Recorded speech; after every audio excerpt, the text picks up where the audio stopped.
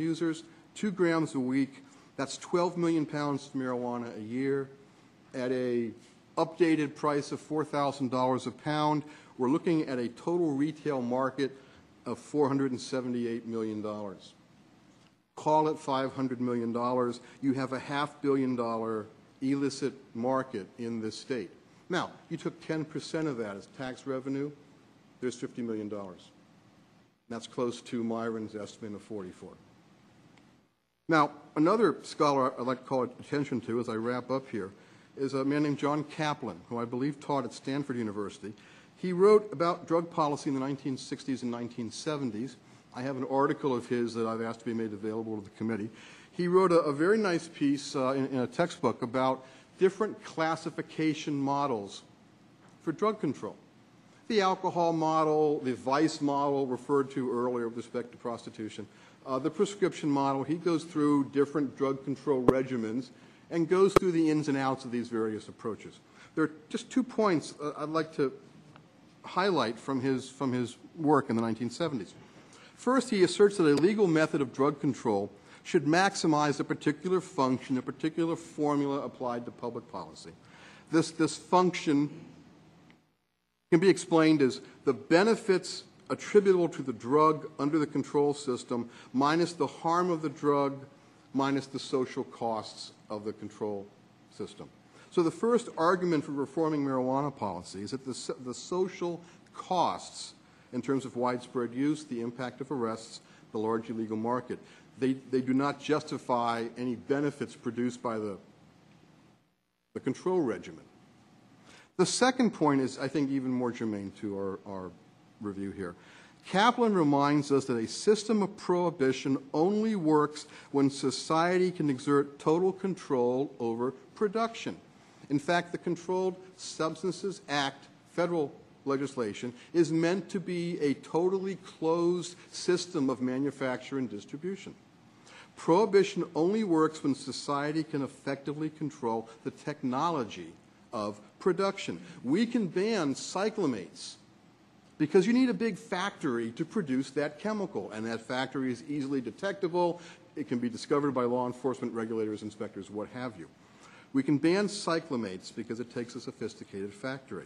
The problem with marijuana is that prohibition has failed to provide an effective means to prohibit production. There is no control over the technology of production.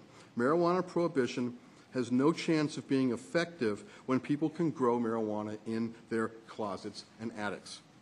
Going back to my estimate of $31 billion in fiscal costs, marijuana's legalization would not produce that level of fiscal benefits for government. A legalized market would result in lower prices, probably increased use by adults, but the economics would change. In fact, the idea of legalization would be to deflate the market and to allow some of that revenue to be reallocated into other areas where it is more effectively used by consumers and more effectively taxed. Lower marijuana prices, for example, would result in consumer savings, and people would spend that money elsewhere in a legal market where we get tax revenue from payroll taxes, sales taxes, corporate profit taxes, other existing revenue vehicles. Marijuana use, also I think most importantly, marijuana use produces social costs. It's why it's an issue before you and this legislature and legislatures around the country. Right now, marijuana growers and sellers benefit from the illegal market in marijuana, while the non-marijuana using taxpayer pays the costs. This is wrong. A taxed and regulated market, or even reforms that move us in that direction, shift the costs or begin to shift the costs of marijuana use from the general public to marijuana users, who ought to bear these costs directly. So in conclusion, I return to my original assertion. We can investigate, debate, and calculate all the numbers relevant to this discussion, and certainly I wallow in data, and you can see this from some of the reports that I've provided you.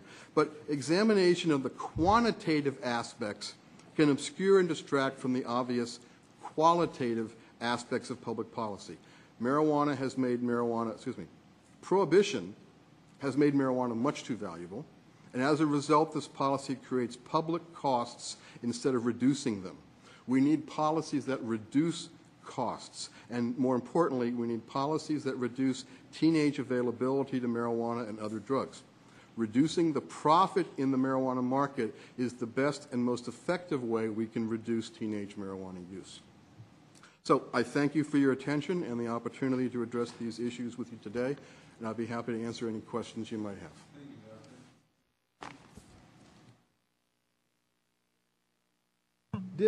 Thank you. Did any of the statistical studies that you reviewed show, for example, a correlation between, you talked about the teen use, the 12 to 17-year-old segment of society. Did any of those studies that tried to describe the marijuana use in that age group correlate marijuana users and, say, school absenteeism or job absenteeism? Was there any, are you any familiar with that? There is a lot of research on that topic. I am not sufficiently familiar with it to describe it, except in very general terms. Experts on drug abuse do have isolated risk factors. Right. And marijuana use, any kind of drug use by teenagers is a risk factor correlated with delinquency and poor performance in school and so forth. There's a nice publication from the Office of Technology Assessment of the U.S. Congress. It's no longer in operation, but they once had a report on technologies for preventing substance abuse and addiction, and they reviewed many studies in this area. And drug use wasn't necessarily a causal factor, but it was associated with many of the factors related to teenage delinquency. That's, and I don't want to misunderstand, and it may be in the green packet, did the marijuana use of the 12 to 17-year-olds decrease in regulated? No, no. At this point, when I refer to it reducing in the regulated market, I'm talking about we had a totally regulated market and we're controlling it like alcohol and tobacco. Mm-hmm. My thesis, if you will, my proposal, my judgment is that we would have tighter controls on availability and we would have more effective policies of reducing use. The data right now is basically that in states that have enacted decrim or conditional discharge, use has not gone up. A lessening of the harshness of marijuana penalties has not produced an increase in teenage use. That's something that has been studied and reported on. From my own look, and I have a brief summary of this in my report. It hasn't diminished, but it hasn't increased. It's that is still correct. At the same rate. Yes. And I have a brief section in my report on arrests where I look at marijuana use in states compared to their penalties, and there's no rhyme or reason to it. We have harsh states with high use, and we have states with, in my opinion, relatively reasonable marijuana laws without harsh use. One last question, Mr. Chairman. Would you say, Professor, that we talked about the profit motivation in illegal marijuana? Yes, sir. Do you think that one state's laws, for example, Ohio or Indiana,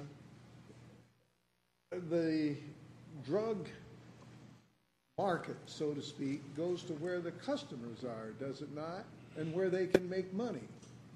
So it really doesn't matter what the state law is if you can profit by selling the marijuana in Indiana, you profit by it. The profit motivation, I'm trying to suggest, is greater than the deterrence of any particular state law. I think the profit motivation is the key driver of marijuana market forces. Now, I believe in my report on cultivation I have a reconciliation of state consumption and state production. I've made estimates of the value of marijuana in various states, and In fact, I think I have 127 million is the value of Indiana's marijuana crop, for example. Certain states have natural conditions that allow them to have a large share of the marijuana market. California and Hawaii, there is extensive cultivation.